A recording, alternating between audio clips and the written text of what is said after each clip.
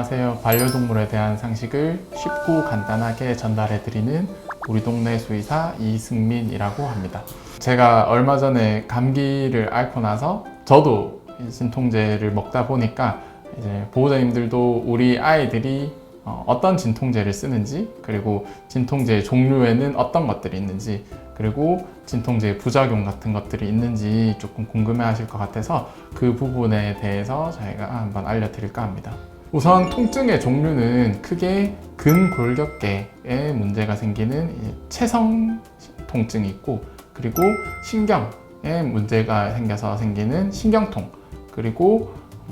복강 내에 있는 장기 혹은 흉곽 내에 있는 장기가 아파서 생기는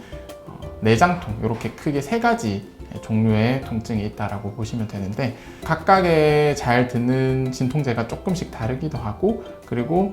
통증 자체 때문에 내원을 하시는 경우도 있지만 수술 등에 의해서도 통증이 유발이 되는 경우가 있기 때문에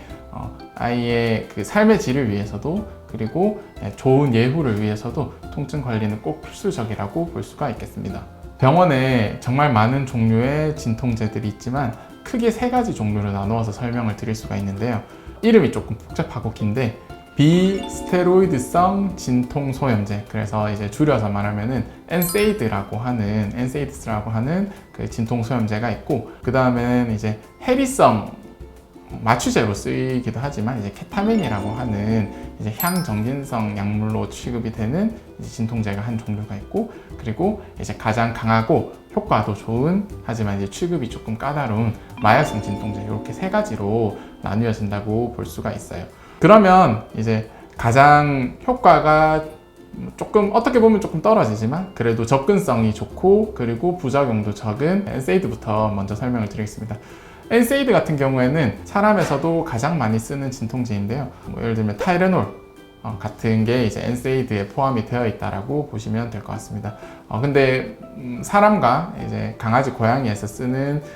엔세이드가 조금 종류가 다르기 때문에 강아지, 고양이한테 쓰는 이제 특정 엔세이드가 있다, 이렇게만 알아두시면 될 것 같고, 대부분의 경우에는 엔세이드는 부작용 없이 그리고 안전욕도 넓게 좀 부담 없이 쓸 수 있는 약물이라고 보시면 되는데, 그래도 이제 가장 대표적으로 생기는 부작용, 그리고 장기로 썼을 때, 과용량을 썼을 때 생기는 부작용은 위장관 출혈과 이제 신장 독성, 콩팥에 문제가 생기는 경우가 있어요. 그래서 일반적으로는 신장에 문제가 있는 경우에는 엔세이드를 그렇게까지 적극적으로 사용하지는 않는 편이고 다른 약물로 우회를 해서 쓰지만, 그래도 이 엔세이드 같은 경우에 병원에 가장 많이 내원을 하시게 되는 이제 체성신경통, 삐끗해가지고 염좌가 생겼다든지 아니면 근육통이 있다든지 신경통이 미약하게 있다든지 했을 때 가장 이제 쉽게 쓸 수 있는 진통제다 보니까 아무래도 이제 좀 병원에서도 가장 자주 처방이 나가게 되는 것 같아요. 위장관 출혈과 신장 독성이라고 하는 부작용이 있긴 하지만 거의 99%는 괜찮기 때문에 그쪽에 특별하게 문제가 없는 이상은 가장 폭넓게 쓰는 진통소염제가 엔세이드라고 보시면 될 것 같습니다. 두 번째는 이제 해리성 마취제로 쓰이는 케타민이라고 하는 진통제가 있는데, 케타민의 특징은 적은 양으로 썼을 때는 이제 진통제 혹은 진정제로 쓰일 수도 있고, 고용량으로 썼을 때는 이제 마취제로도 쓸 수 있어서 용량에 따라서 하는 역할이 조금 달라진다라고 보시면 될 것 같아요. 그러면 케타민은 어떨 때 제일 많이 쓰냐라고 하면, 이거는 경구제로 저희가 이제 처방이 나가는 경우는 좀 드물고, 보통 내장통, 아까 말씀드린 것처럼 복강이나 흉곽 장기에 통증이 있을 때 효과가 좀 좋은 편이기 때문에 수술을 하고 나서 이제 입원해 있는 아이들한테 처방이 되는 경우가 가장 많다라고 보시면 되고, 부작용으로는 저희가 이제 강아지나 고양이 같은 경우에는 그런 경우가 별로 없지만 이제 사람 같은 경우에는 이게 의존성이 있다라고 이제 보고가 되어 있거든요. 그래서 향정신성 약물로